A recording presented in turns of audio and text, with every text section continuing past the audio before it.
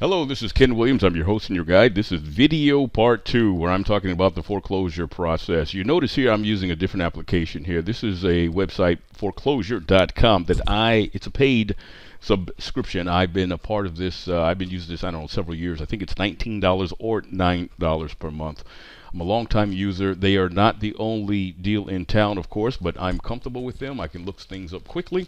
What I've done here for you is I've pulled up all the foreclosures in the Washington, D.C. area. Now, check this out. All of this in red here are your properties that went to foreclosure. They're red because they are bank owned and the bank has now put them back on the market. They have listed them with an agent. The agent is an REO specialist.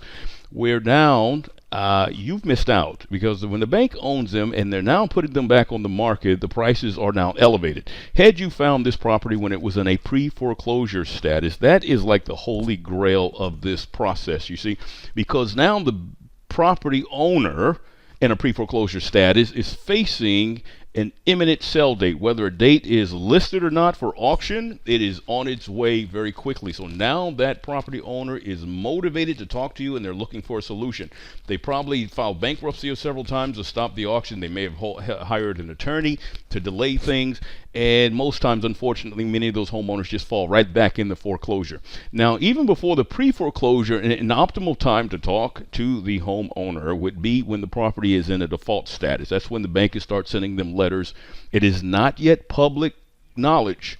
However, if you happen to stumble across one of those properties, say it's a vacant house and you track down the ownership, you have a conversation with them, and you find out they moved on and the property is behind on payments, yet it is not yet in the pre-foreclosure. There has not been a lawsuit filed down at the county courthouse. That means it's just in a default status.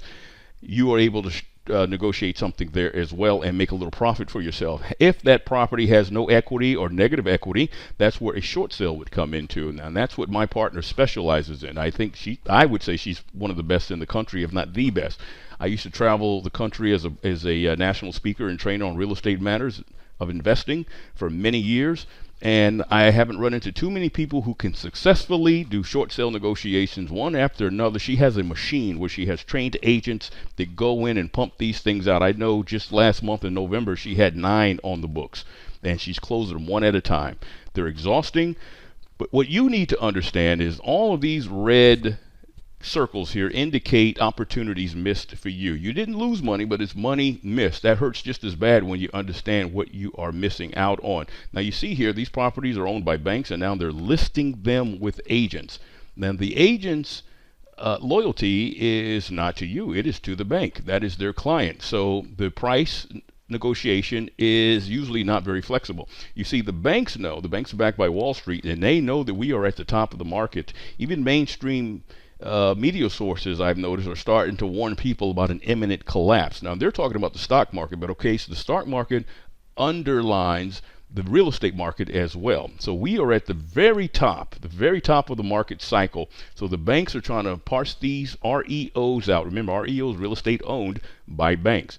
So if you're buying properties from these REO agents, I can tell you right now, you're overpaying. You're overpaying. Now, you might be able to squeeze out a little bit of a profit out of there. That's okay, as long as you didn't lose anything. But remember this, I've been doing this for 3 decades now. The more people between you and the end, you and the money, the more it's going to cost you, the longer it's going to take, and the more headaches you're going to have. Just imagine more cooks in the kitchen. You want to get you to the homeowner before it goes to public auction sale. And in this case, the banks took this back. They were the high bidder. They bid it up, and now whatever's offered here, I guarantee if you got there first before it went to foreclosure sale, you would have had a nice little discount, and quite possibly you would have got yourself a nice big profit too. If it was upside down, my team, we can do short sales for you. So I've got some a training program coming up. Look at the comments below, and I hope you take that seriously. This is going to be something that's going to increase with time.